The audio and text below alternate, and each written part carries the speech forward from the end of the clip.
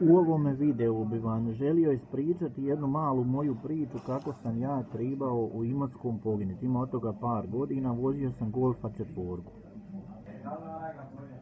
Ovaj bi vam video želio ispričati zbog aktualnih zbivanja, ginjenja mladih momaka po našim cestama i tako, pa me je to sada potencijalno da vama ispričam tu malu pričicu kako sam egzaktno morao, po svim pravilima trebao izginuti. Drugi niko ne bi stradao jer sam trebao u šlepera uletiti. Kako je to do toga došlo? Dakle, vozio sam i prije toga i poslije toga, imao sam Golfove 4 dizele sa kojima sam po prolomima oblaka. Prolome oblaka, kad su ne znate naše kiše, kad padaju sedmicama, kad ono pljušti kiša, pa kad se skupi voda sa strane.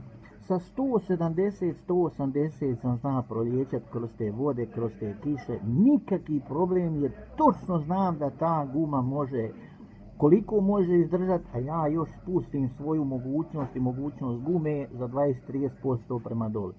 Dakle, ljudi koji to ne znaju, sjede u autu, krste se, ne znaju šta se zbiva kad ti po kiši od 10 cenata vodiš 170, koliko god auto u biti može guma još više, ali ne može auto.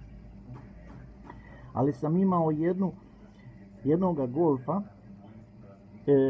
bio je njemački tabla, nisam mogao s njim ići u Bosnu, pa sam ga ostavio prijatelju, jednom imotskom policajcu, i posudio sam od njega auto. Znao sam to auto, nove su gume, odlične gume, ali su takve da su po kiši katastrofa. Po malo mokroj cesti ne možete voziti, to je ludilo. U Njemačkoj ide, ali u Hrvatskoj ne. Rekao sam tome prijatelju da su gume katastrofa, da se pazi, i on me je nazvao, isto rekao, ajme meni kakve su ti gume.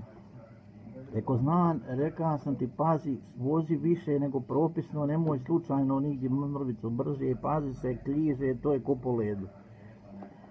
Da mi je to auto i vozio sam Imotskomu od pravca Vinjana prema Pumpi dole. Gdje je ovako jedna nizbrdica. Desno je brijeg i rubnjak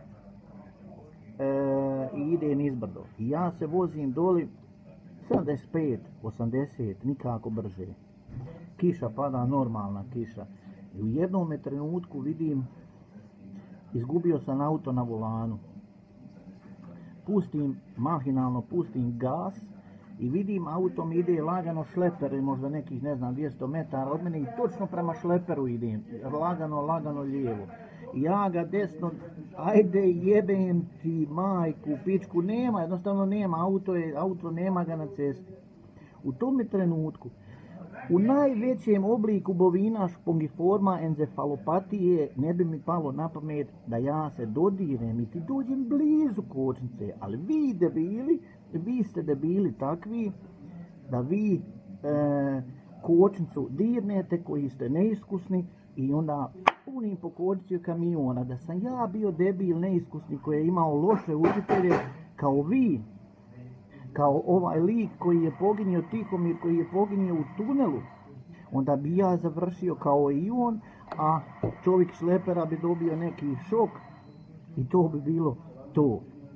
Ja sam to auto uspio nekako, dobio sam volana, ali odjednom mi ide auto prema desno. Vidim klizi i lagano ga nosi prema desnu u ivičnjake. I dalje ja sam bez gasa. I sad kontam ujebao majku, slika mi se pred unutrašnjim okom, mi se pred mislima slika, udarit ću ivičnjak pa će me onda bacati. Kontam možda će u to vrijeme kamion već proći pa će me malo u bok od kamiona zavidat vamo tamo. I ja ga opet lijevo, ali me strah da me ne ponese opet lijevo, jer sam mislio bolje da me udari desno od ivičnjake pa da me možda zarotira, udari doli. I ufatim ga nekako. Trajalo je to sigurno, ne znam vremenski koliko, ali uglavnom, dakle, gubim, auto iđe lijevo, vatam ga, iđe desno, vatam ga, smirivam ga i dolazim doli na Pumpu. Noge mi se oduzele. Izašao vanka, ne mogu na nogama stati. Znate kad ona slabost u nogama. Tek tada kad je već sve bilo gotovo, u nas sam uključio svoj mozak. A do tada sam uključio moju reakciju, ne onu reakciju koju ima svaki normalan čovjek, reflekse. Naučio sam te reflekse da ih isključim. Kočnicu sam godinama kad sam položio i kad su mi ljudi, kao što je Ante Nikolić sa Lovreća i neki trkači objašnjavali, ni u slučaju ludila kočnicu. Šta ti radi kočnica u krivini? Noga blizu, kod nema šta. Znači, taj refleks kočnice, to sam davno iz mozga isprogramirao. Jedino, braćo moja, ako je pravac, stisni po kočnici do jedne mjere dok ćeš udariti i onda za obilaženje ako je to moguće. To se je prije treniralo na u ADAC centrima, ima ih i dan danas, ali danas imate ABS. U moje vrijeme nije postoje ABS, nego je svako auto išlo pravo kad se mu stiska kočnicu. Znači ti striba pumpat kočnicu i volanat. To današnji ljudi ne znaju, a pogotovo kod nas doli. Još ću vam pričati o tim gumama, o tim kišama i od prijatelju koji na 200 na sat sa Astron 1.6 benzina sa 200 na sat dolazi nizbrdo, to auto ne može inače i 200, zaliće se nizbrdo po polom oblaka i dolazi na 50 cm od auta, na primjer u Pforzheimu na autoputu. Milijone puta sam to doživio, milijone puta. Nije bilo kiše da je on bio na autoputu, da je on nije vozio auto koliko god može. Zašto? Zato što su mu gume njegove mogle sulude, ja mu to sam mu milion puta rekao, ostavi se toga, ne dolazi 50 cm blizu na 200 na sat, ali džaba. Dakle, da se nisam naučio u određenim situacijama, u pravim situacijama, u iznenadnim situacijama gdje auto se nešto sa njime desi, iznenada pobjegne ili nešto, reagirati onako kako je ispravno reagirati, da to nisam naučio, danas bi bio pokojni. Meni nije problem na Hockenheim ringu na 200 na sat, moju tricu, nije mi nikakvi problem bilo sa 180-200 na sat je staviti u bok i nižu i bokom prolazi kroz krivine, mada to nije efikasno, leto kuće za jebancija, skripe gume, auto leti kroz krivinu sa 200 na sat bokom. Ja sam se na to pripremio.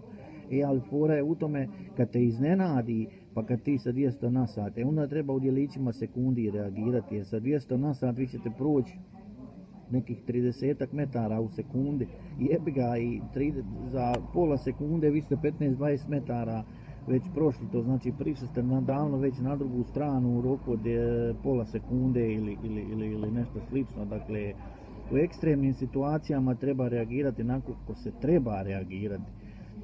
Mnogo manje bi mrtvih bilo da imaju Fahrsicherheits treninge, to jeste da imaju poligoni di sprica voda, di te baca auto u bok i ti ga vataš da ljudi treniraju.